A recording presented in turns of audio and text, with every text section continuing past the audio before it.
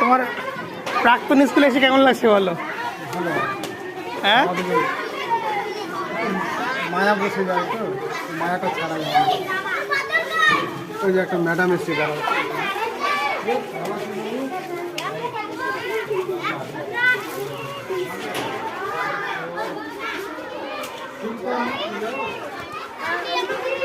আজকে একটা মজার ঘটনা হয়েছে। আমার যে বর্তমান হেড স্যার আর কি, হেড টিচার, ওনার আজকে প্রাক্তন স্কুলে আসা হয়েছে।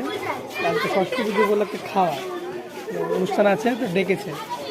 ওটাই জিজ্ঞেস করছিলাম। ওরা কিন্তু নতুন টিচারদের পেয়ে পুরনো টিচারদের ভোলেনি।